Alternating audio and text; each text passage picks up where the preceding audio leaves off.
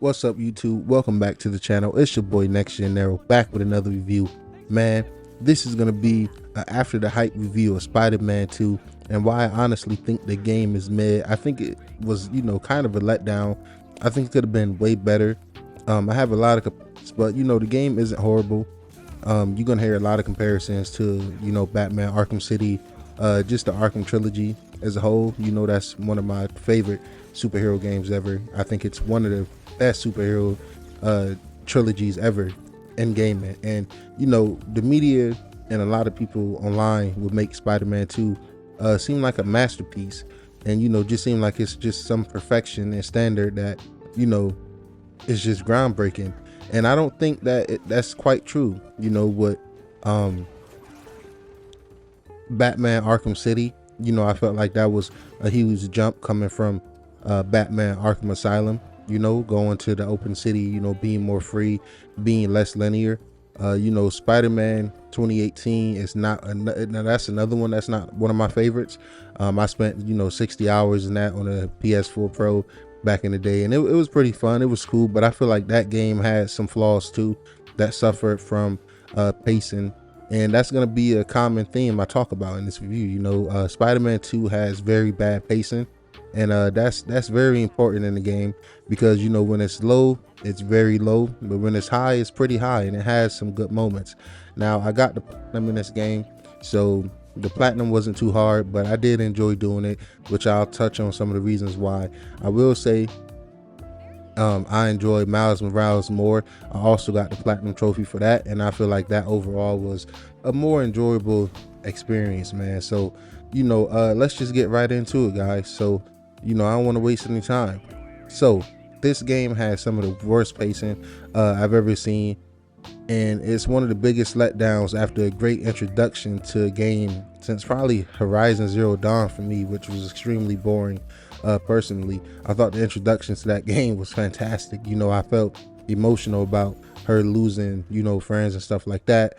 Sorry for the spoilers, they're coming out with a remaster soon, but honestly, guys, if you haven't played these games, like, come on, what are you doing? But if you didn't beat it, I don't blame you, because that was boring. But I think the introduction with Sandman was very well done. It showed off the SSD and the leap of the PS5. I think Miles swinging around the city and stuff like that. I thought it was pretty dope. So what sucks about that is after that, the pacing just is horrible. It slows down the game a lot. You got these Peter flashbacks to high school, just slow sneaking sections, and I'm like, yo, this is so boring. For Miles Morales, it would make sense, right? He's in high school trying to going to college, so it would make sense seeing him sneak around. But Peter, on the second game, I expect a little more maturity, which is there, but it's the fact that the flashbacks, I feel like, is unnecessary. But I guess they had to do that because Harry wasn't really there the first game. He left the States, if I'm not mistaken. So I guess in that aspect it makes sense, but it was just very unnecessary, and I felt like it was really throwing the pacing off, especially after a great introduction. And a friendship overall feels lackluster, which I'll speak on more. But I feel like it was definitely a missed opportunity. I feel like the friendship and dynamic between Finn and Miles Morales in his own separate game, his short $50 game, was more impactful than Harry and Peter friendship. And those flashbacks to start the game was just not it, man. The slow, the sneaking around the schools, and I was just like, man, come on, what are we doing here, yo? But the graphics, I want to say, they're really good, really good. I think it's a leap above the first game, but I don't think it's nothing revolutionary. The gray tracing is nice. I really do enjoy swinging around the city. The wingsuit feels freaking fantastic, but I feel like it's defeating the purpose of the great swinging sometimes. But man, I'm not gonna lie, it feels good going from a swing to a glide with ease, and the fluidity is fantastic. But no real night and day system was a huge letdown, because the game looks fantastic during certain times of the day, whether it's early morning, late evening, depending on the mission. At nighttime, it looked really, really good, and that's arguably when it looks the best. But the fact that it doesn't have a dynamic night and day system doesn't really let that light in the next gen stuff shine the way I think it should. But Spider-Man 2 is definitely a big leap over the original game and even a remastered game. I will say that I prefer Miles Morales because the snow gave the city such a unique feeling and atmosphere, similar to the way I feel about Mafia 2 when you first come home from the army in the winter and Christmas and everything like that. It's pure vibes. Now back to the pacing. The Mary Jane missions is absolutely dumb. It throws off the entire vibe of the game. The AI is really stupid in this game as well. I don't know why that doesn't get highlighted. I feel like the AI, even in the Arkham games, was better. You know, even back in Arkham Origins, which you know, PS3 and 360 games, I feel like the AI was way better back then. The fact that Mary Jane could one shot all these trained assassins with a taser, right? Meanwhile, Miles Morales, you know, Spider-Man with electric abilities don't one-shot those very same trained assassins, by the way. You think if a trained assassin was ran down on by a woman with a taser just jumping over his back, maybe they would, flip off of her or something like that. I don't know. I don't know what Craven had going on with the recruiting, but it seemed like just anybody was, walking around with guns and the robot dogs just getting tased as well. It was pretty dumb. Yo, the entire first half of the game was a drag. The side activities and missions felt like a huge step down. Coming right into this game from Miles Morales, it was just a huge letdown. The side missions was dumb, very forgettable. I will say it was some key highlights, like the guy with the pigeons. It's a mission in here where you help him with the pigeons, and the end kind of was a twist. It kind of caught me off guard, but shout out to the old guy, shout out to him. That was heart touching.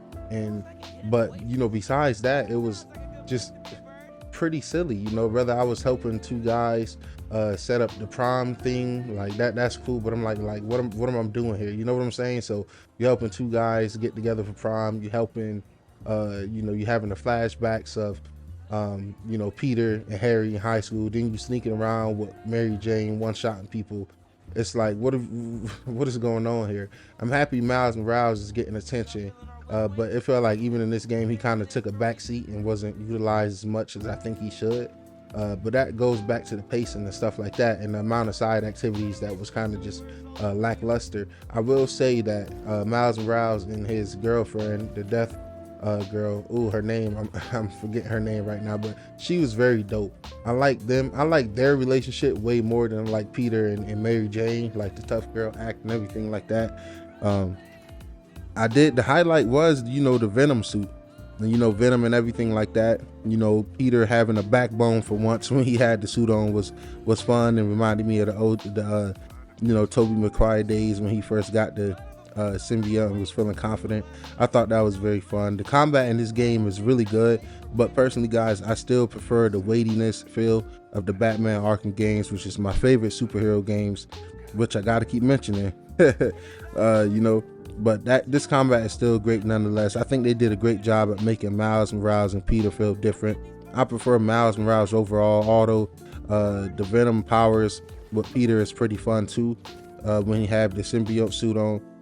I think the boss fights was solid too. Nothing groundbreaking, nothing too memorable there. Pretty basic stuff most of the time. I think Miles Morales swinging animations was kind of a letdown too. Coming straight from Miles Morales, it seemed like I was seeing a lot of the same animations. And since this is a full-on sequel, I would expect more. Small details like that is worth pointing out when these games are charging $70, which had bugs day one. People were swinging around as a cube. So it's worth noting these flaws when you're paying full prices for these games. And dedicating my time to get this platinum, it was pretty fun. And I did have a few bugs, which is sad, because it's a year later and I would expect these things to be ironed out and patched up by now. But it wasn't nothing game breaking, and overall the experience was solid. Like I said, I enjoyed this platinum. I enjoy doing the mindless fun Spider-Man shit, yo. Just straight up, whether it's cleaning bases or collecting collectibles around the city. But once again, the actual side missions was a letdown, whether it's the helping the people, like I said, or just silly fetch quests, yo, or go here. And it's just a lot of this stuff is very predictable, and you can see it coming too, whether it's side quests or main storyline. It was just a letdown when you comparing it to the GOATs like Arkham City. We got to mention that, and this game did have to patch in a new game plus much later. And guys, as I creep to the end of this video, I got to talk about the post launch content. Like I said, the yearly anniversary just passed a few days ago, and the post launch content is pretty much non-existent, which is a letdown. The first game received DLC, and you can argue that Miles Morales is kind of a DLC to the first game too, right? The game feels very rushed and underwhelming as a whole. I wish they put more content in here, and even the content that they did put in, I wish it was more thought out, more flushed out. The puzzles is pretty, boring and repetitive. A lot of repetitiveness in this game too, by the way. And I feel like it should have gotten an expansion, but the Insomniac leaks is worth pointing out. I like their games. I'm excited to try Ratchet and Clank: A Rift Apart. I haven't played that yet. Plan on playing that. So they make good games, and I'm really excited for the Wolverine game they're working on. And I just really want a more mature story from them, that gritty style. I just want a real gritty game from Insomniac. Guys, if I had to put a number on this game, I would definitely say it's a 7.